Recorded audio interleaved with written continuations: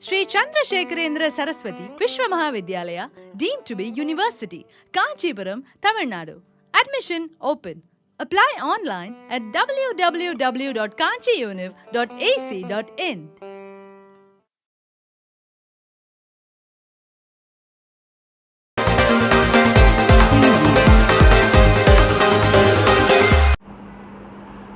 రాష్ట్ర ప్రజల సంక్షేమమే ప్రధాన ధ్యేయంగా కూటమి ప్రభుత్వం పనిచేస్తోందనడానికి ప్రస్తుతం ఇస్తున్న పెన్షన్ ఒక నిదర్శనమని ఏలూరు ఎమ్మెల్యే బడేటి సంటి పేర్కొన్నారు.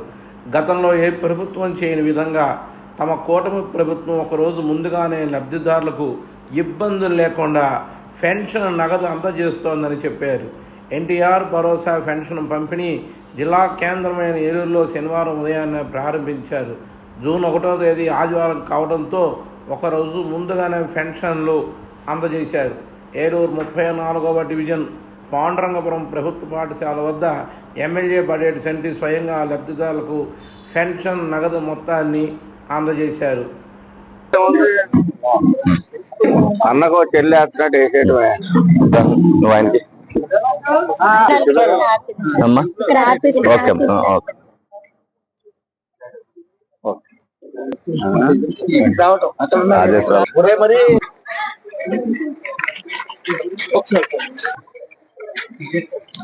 బాగుందా ప్రభుత్వం?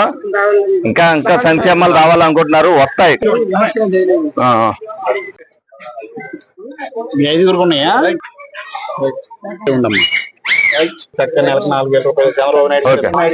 ప్రజలందరికీ ఏదైతే సంక్షేమం అందిస్తారన్నారో అందులో భాగంగా ప్రతి నెల కూడా మరి 1వ తారీఖునే మరి అందరికీ కూడా 4,000, 6,000, 10,000, 15,000 రూపాయల పెన్షన్లు ఎవరికైతే రావాలో వాళ్ళందరికీ కూడా ఇంటింటికి వెళ్ళి ఇవ్వడం జరుగుతుంది.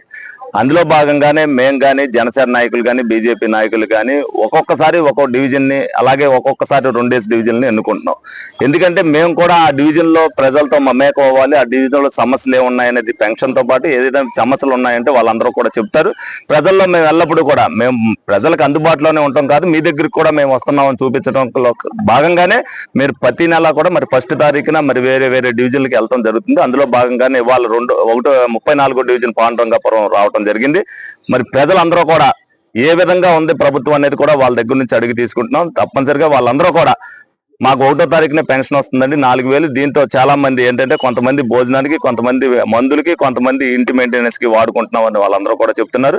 మరి చంద్రబాబు నాయుడు గారు, పవన్ కళ్యాణ్ గారు ఏదైతే మరి ఆంధ్రప్రదేశ్ లో దిగువ తరగతి ప్రజలు ఉంటారో వాళ్ళందరికీ కూడా పెన్షన్ పెంచితే ఉపయోగం ఉంటుందన్న ఉద్దేశంతో వాళ్ళందరికీ కూడా చెప్తున్నారు. సంక్షేమంతో పాటు అభివృద్ధి విషయంలో కూడా అన్ని కూడా చేయాలనే ఒక దృఢ సంకల్పంతో చంద్రబాబు నాయుడు గారు ఈ వయసులో కూడా మరి మహానాడు అయిందంటే మహానాడు సాయంత్రం 5:30కి అయితే 9ంటికి మళ్ళీ ఆయన ఢిల్లీలో ఉన్నారు. మళ్ళీ తెల్లారి మళ్ళీ పెన్షన్లు ఇవ్వడానికి వాళ్ళు వైజాగ్ రావుతున్నారు.